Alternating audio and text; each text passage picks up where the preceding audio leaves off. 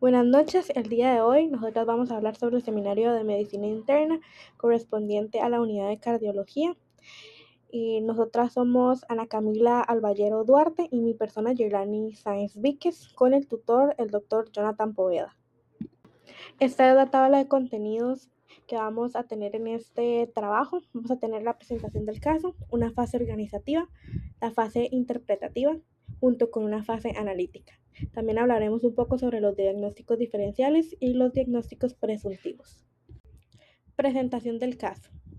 La historia clínica: tenemos un paciente masculino de 50 años, vecino de Atillo, es operario y supervisor en una planta de concreto. Este paciente fue ingresado al Hospital San Juan de Dios el 9 de marzo del 2026. Dentro de sus antecedentes personales patológicos tenemos una taquicardia supraventricular con 2 años de evolución, que ha tenido múltiples crisis arrítmicas, donde sus episodios empezaron trimestrales, pasaron a ser mensuales y en el último mes han sido quincenales. Y los episodios empezaron a manifestarse el paciente estando en reposo. Es desencadenado por el ortotatismo. Sus síntomas asociados es la migraña, cianosis y presíncope.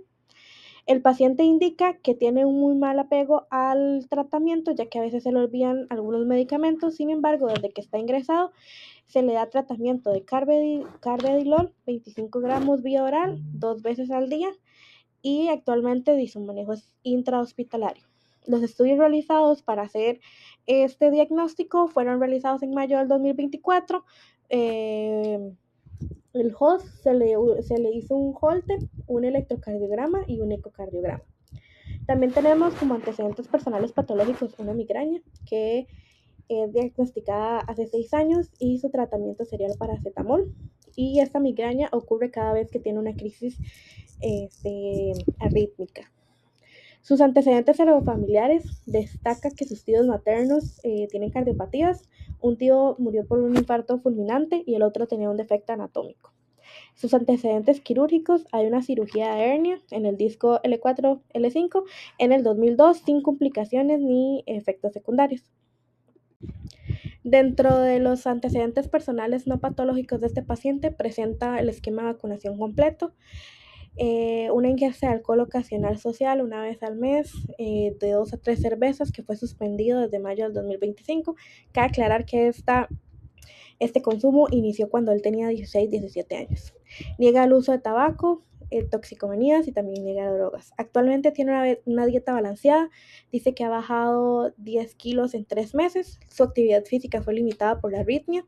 Cuenta con servicios básicos.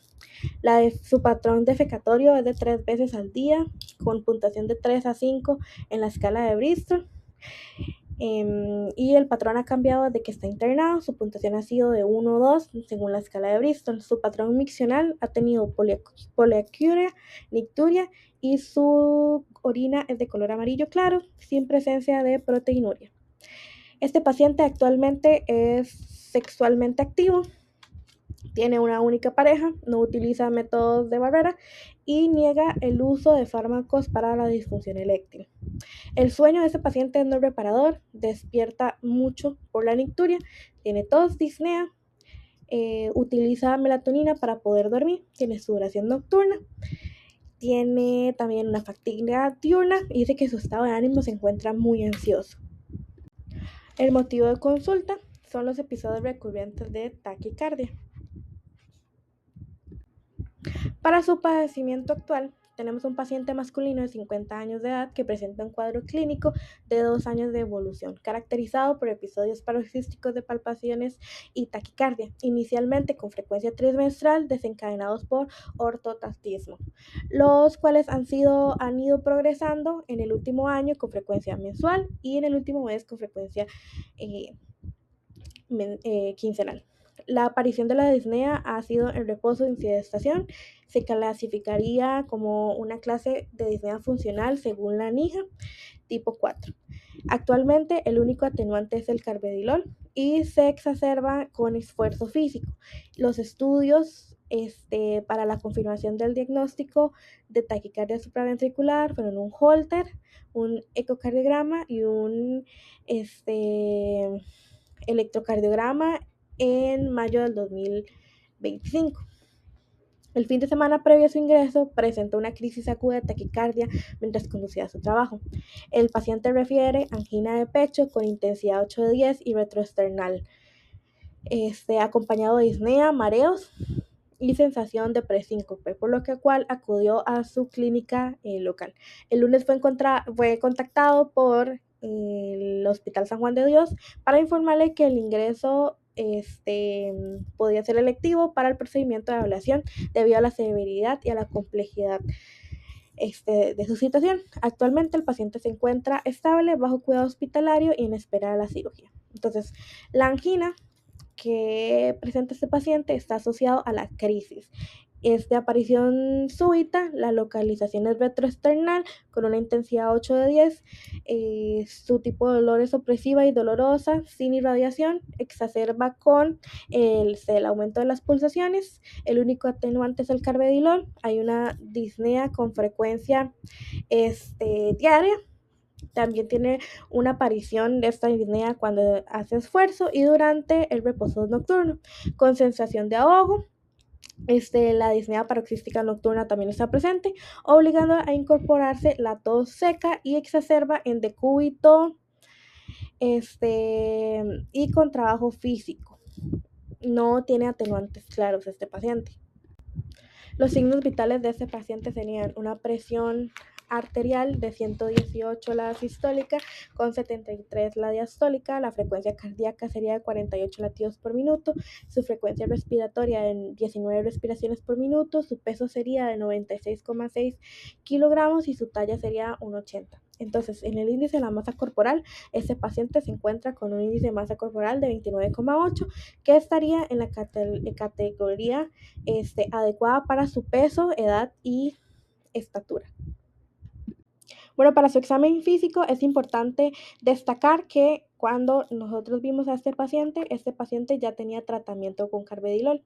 Entonces, en su estado físico, este paciente tenía un buen estado general, estaba tranquilo, cooperador, somnoliente, orientado en las 3 esferas, se encontraba en decúbito, no tenía buena movilidad en el examen físico, mantiene buena higiene personal, la mucosa estaba hidratada, estaba febril al tacto, eupneico, respirando aire ambiente, no se presentaban signos de dificultad respiratoria, no presenta ingurgitación yugular, no se observó piel cianótica, ictericia ni palidez. Para el examen de cabeza y cuello, la piel, el cuero cabelludo, los ojos, la nariz, la boca y la garganta se presenta sin alteraciones.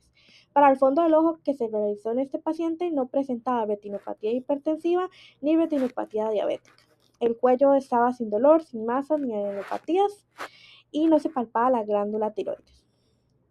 Listo, para la inspección del sistema respiratorio, a la inspección del tórax era simétrico, sin deformaciones ni lesiones visibles.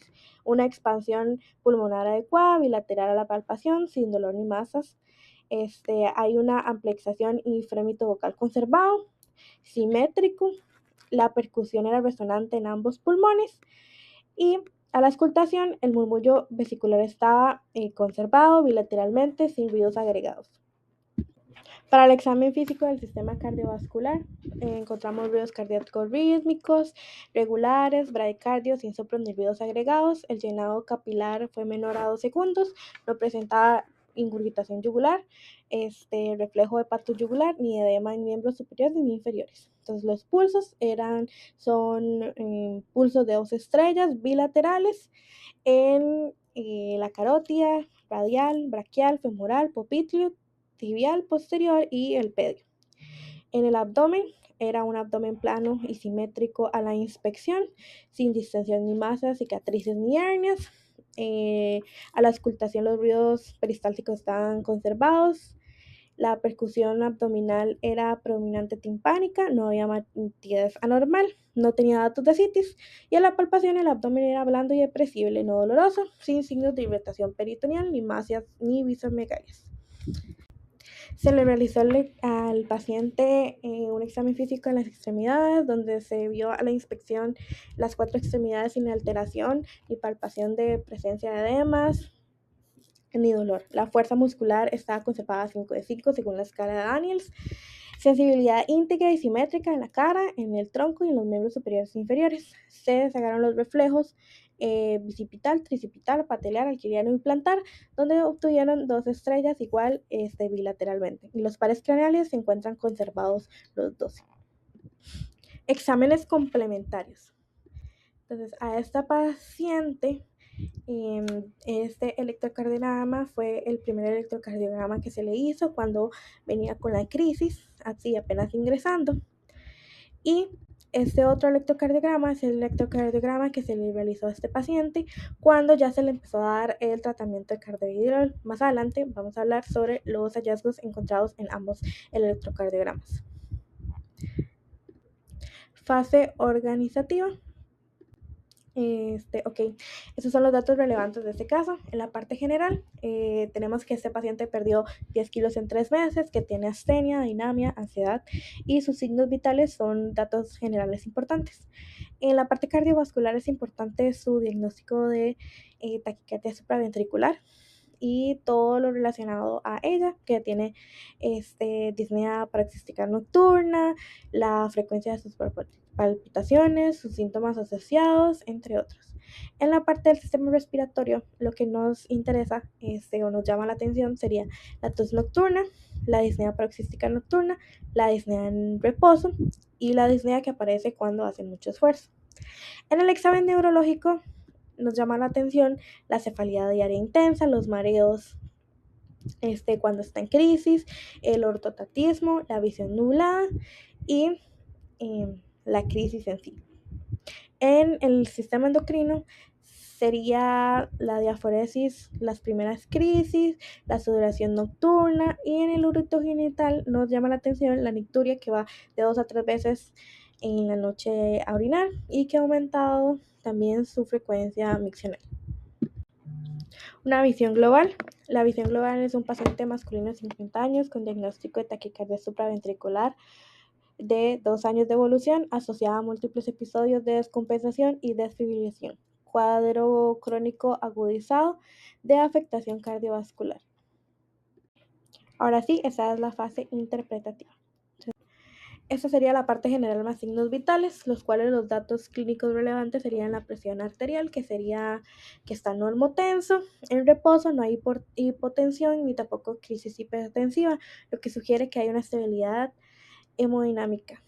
La frecuencia cardíaca, que tiene una bradicardia cuando está en tratamiento con carvedilol. Es importante saber que esta bradicardia es una bradicardia medicamentosa causada por los beta bloqueadores, que lo que hacen es controlar la frecuencia cardíaca aparte de la crisis de taquicardia. La frecuencia respiratoria está eupneico, entonces presenta una frecuencia cardíaca dentro de los límites naturales, no tiene taquipnea en reposo. Y por último tenemos la pérdida de peso de 10 kilos en 3 meses, que tiene ansiedad, adinamia y astenia, que sugiere que la enfermedad crónica está activa y que tiene un impacto funcional y emocional en el paciente. Los datos importantes dentro del examen físico, tenemos que los ruidos cardíacos serán rítmicos, regulares, sin soplos ni ruidos agregados. Entonces, estos datos nos dan una correlación fisiopatológica a que no está relacionado con valvulopatías ni cardiopatías estructurales avanzadas. El llenado capilar en menos de 2 segundos, más los pulsos periféricos simétricos, nos dicen que la perfusión periférica está conservada y que el gasto cardíaco es suficiente en reposo. Que no haya presencia de ingurgitación yugular, que no haya edema en miembros inferiores, nos dice que hay ausencia de signos de falla cardíaca derecha, congestión venosa. Y bueno, por último, que los campos pulmonares sean resonantes, que el murmullo vesicular esté conservado y sin crépitos, nos da que no está relacionado a un edema agudo del pulmón ni enfermedades respiratorias primarias. Entonces podemos decir que la disnea parece ser de origen cardíaca funcional. Bueno, por otra parte, tenemos las palpitaciones paroxísticas, que esto podría tener un significado del síndrome arrítmico típico en la taquicardia supraventricular y tiene recurrencia y progresión paroxística. En la angina de pecho puede ser por una isquemia miocárdica funcional, por la taquicardia, que eso lo que hace es que aumenta la demanda con menor tiempo de perfusión, entonces le da menos tiempo a la arteria coronaria de perfundir las zonas correspondientes. La disnea de esfuerzo, la disnea de reposo, la disnea paroxística nocturna y la tos nocturna seca podría ser por un aumento intermitente de las presiones en el llenado izquierdo. Entonces eso puede ser por una congestión pulmonar leve. Los mareos, el presíncope, la visión nublada y la diaforesis, la cianosis distal eh, al principio de los eventos de taquicardia puede ser por una disminución transitoria del gasto cardíaco y por la disminución de la perfusión cerebral. ¿Por qué ocurre esto? Puede ser porque hay una activación simpática intensa durante los momentos de crisis. Aquí hacemos una correlación entre la afectación más el perfil clínico del paciente. Entonces, dentro de sus datos clínicos, presenta que el paciente no tiene hipertensión arterial, diabetes mellitus ni dislipidemia y que cuenta con tíos cardiópatas con fallecimiento por un infarto fulminante. Entonces, esto hace que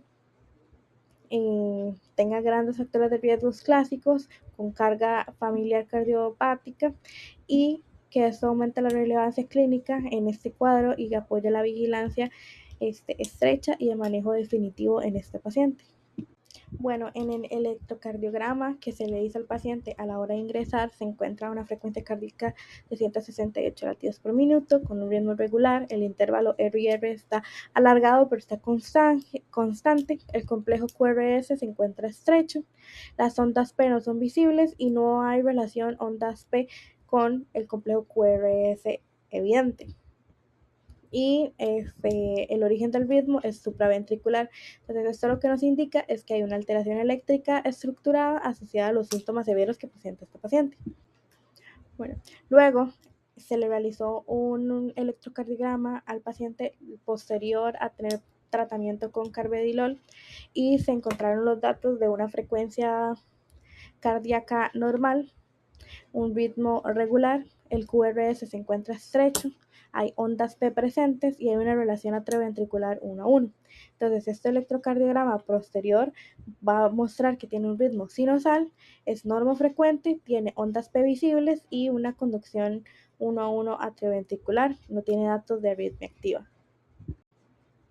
En la caracterización de este paciente tenemos un paciente masculino de 50 años con antecedentes de taquicardia supraventricular con 2 años de evolución. Se caracteriza por episodios paroxísticos que han aumentado progresivamente en frecuencia e intensidad y actualmente presenta un cuadro agudizado con síntomas cardiovasculares. Ok, ahora pasamos a la fase analítica. Muy bien, en este caso se plantea una cardiopatía que tiene un origen arrítmico y que se define por una alteración del ritmo, que tiene un compromiso vascular y que además tiene síntomas cardiovasculares en el paciente. Entonces veremos el abanico de posibilidades que tenemos en el contexto de este paciente masculino de 50 años que tiene un trastorno del ritmo cardíaco asociado a episodios paroxísticos de taquicardia, con disnea, dolor torácico y presíncope. Ok, con este paciente teníamos bastantes electrocardiogramas y a partir de esto sacamos datos a favor y en contra para ver cada uno de los diagnósticos diferenciales. Entonces, empezando por la taquicardia ventricular, teníamos un electro que apoyaba este diagnóstico en parte porque mostraba taquicardia con un QRS ancho y monomórfico, que además tenía un predominio precordial positivo y una frecuencia cardíaca muy elevada. Además, sabemos que el paciente presenta unos síntomas severos de dolor torácico, disnea y presíncope que también concuerdan. Sin embargo, en contra, sabemos que hay otro electro que tiene unos signos que apoyan más la taquicardia supraventricular. Se veía QRS estrechos, taquicardia regular, sin ondas P independientes y además el paciente, no tiene una cardiopatía estructural conocida, al menos por nosotras. Sabemos que tiene un curso prolongado de 2 años sin un deterioro grave, lo cual podría verse en una taquicardia ventricular de un curso tan largo, y tiene episodios repetidos y autolimitados porque se controlan con la medicación. Y es importante también saber que la taquicardia ventricular sostenida se asocia a la cardiopatía estructural y a una mayor inestabilidad clínica. Otro diagnóstico diferencial es el flúter auricular con una conducción 2:1. Como datos a favor, tenemos el primer electro que vimos, que tenía una frecuencia ventricular de 168 y un ritmo regular. El flúter se puede presentar con una taquicardia regular con una frecuencia alta. Además, tenemos en el electro QRS estrechos y el paciente presenta disnea y palpitaciones que se pueden presentar en el flúter auricular de este tipo. Sin embargo, los datos en contra son que en este caso hay ausencia de ondas F en las derivadas de 2, 3, AVF y V1 y no está en ninguna. Y la frecuencia cardíaca es más alta de lo clásico dentro del flúter. Además, los otros electros que tenemos no encajan con este diagnóstico. Por otro lado, la edad del paciente tampoco encaja porque el flúter suele presentarse en pacientes mayores de 60 años y suele tener un curso clínico persistente, y el de este paciente es un curso clínico más episódico. Finalmente, tenemos la taquicardia supraventricular paroxística, que como datos a favor tenemos los episodios recurrentes de palpitaciones con un inicio súbito, que se asocian a mareo, presíncope y disnea, el electro que vimos al inicio, que durante la crisis se ve una taquicardia regular, QRS estrechos y ondas P que en algunos momentos son difíciles de identificar, y la evolución crónica del paciente de ya 2 años. En contra, tenemos el electro en el que se ven las ondas de los QRS anchos y monomórficos, con una concordancia precordial positiva y la ausencia de las ondas P. Y que además, pues la frecuencia cardíaca en ese electro es muy alta. Muy bien, llegando al diagnóstico presuntivo, nos guiamos más por la taquicardia supraventricular paroxística, esto por una combinación entre los signos que veíamos en el electro, el patrón clínico del paciente, el curso y la respuesta y la evidencia con la que contamos. Entonces, por un lado, tenemos el patrón clínico típico, que muestra episodios recurrentes y súbitos, con síntomas autonómicos, el electro durante las crisis que muestra la taquicardia regular, los QRS estrechos, las ondas P difíciles de identificar, y dentro del curso y la respuesta vemos un paciente que ya lleva 2 años de evolución, que no tiene un deterioro estructural y esto es algo que es poco compatible con una taquicardia ventricular, y que además muestra una mejoría con un beta bloqueador, y esto sugiere un origen supraventricular. Además, tenemos en la evidencia, sabemos que las taquicardias supraventriculares son arritmias regulares, paroxísticas, recurrentes, en pacientes que generalmente no tienen una cardiopatía estructural. Sin embargo, no se puede descartar por completo la taquicardia ventricular sin haber definido el mecanismo por un estudio electrofisiológico. Muy bien, entonces veamos qué es la taquicardia supraventricular paroxística. Se va a definir por una frecuencia cardíaca que es regular y rápida, que va a ir de 160 a 220 latidos por minuto, y va a tener un inicio y una terminación súbitas. Además, tiene un origen superior en la bifurcación del haz de His, y los pacientes van a presentar síntomas de ansiedad, opresión torácica, palpitaciones, taquicardia, mareos, síncope y disnea.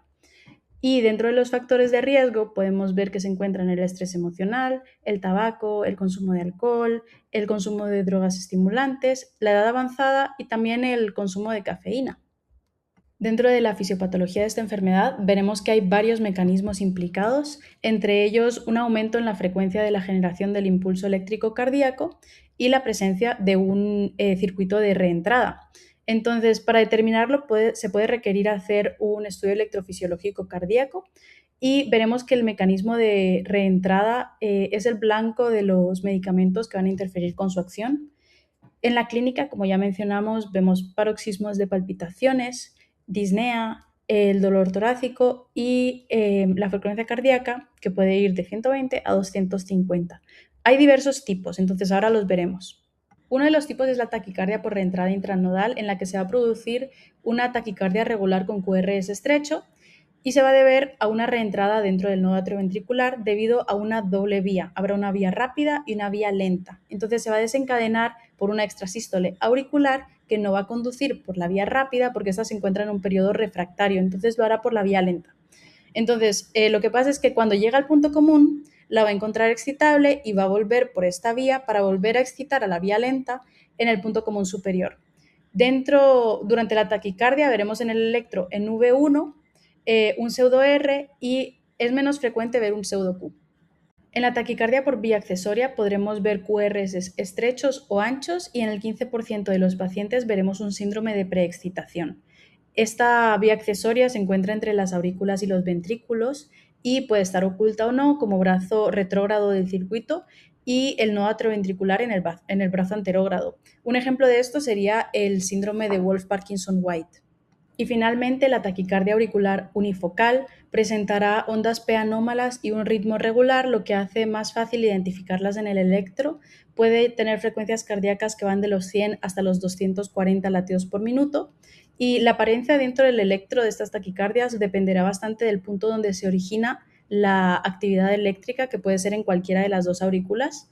Y hay dos formas, que está la paroxística, que forma el 75% de los casos, suelen presentar palpitaciones súbitas, mareo, dolor torácico, disnea, y las incesantes, que son el 25% de los casos, y son asintomáticas, pueden presentar disfunción ventricular, y el 40% se diagnostican con taquicardiomiopatía. Si tuviéramos que escoger uno de los tipos de taquicardias supraventriculares que presentamos aquí, tal vez sería este tipo, porque es el que más coincide con el paciente. Sin embargo, hace falta, a nuestro parecer, hace falta como el estudio electrofisiológico del corazón para poder determinar exactamente qué tipo y no solamente con los electros del paciente.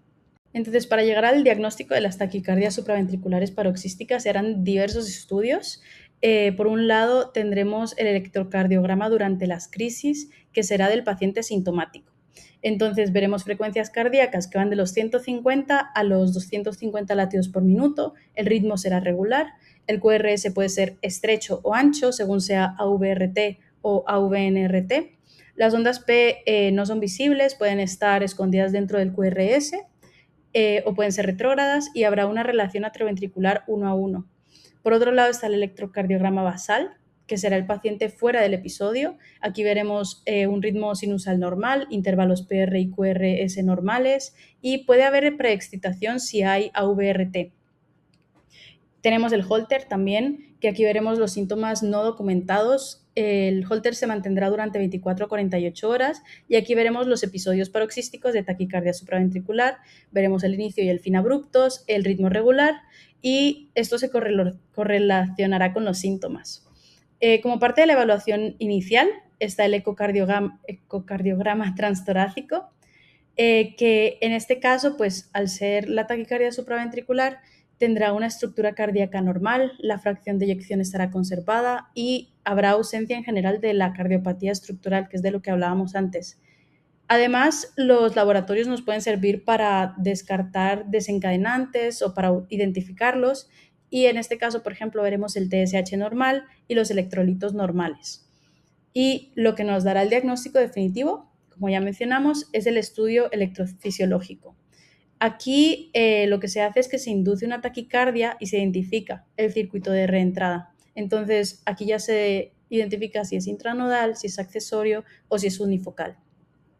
Y ya para terminar, el tratamiento de la taquicardia supraventricular paroxística cambia según el mecanismo que la esté causando, pero se parece en varios puntos, entonces ahora lo veremos. Por un lado tenemos la taquicardia por reentrada intranodal, donde la primera opción será la maniobra de Valsalva modificada o la adenosina en bolo de 6 a 18 miligramos. Entonces, si esto falla, si la adenosina fracasa, entonces se recurre a verapamilo o dialtacem o a betabloqueantes. Y si la TRAV es crónica, es sintomática, es recurrente y no responde a lo anterior, entonces se hace la ablación con catéter.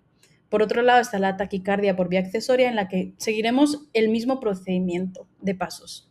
Valsalva modificado o adenosina, verapamilo dialtacem y si no, pues el catéter, la ablación con catéter.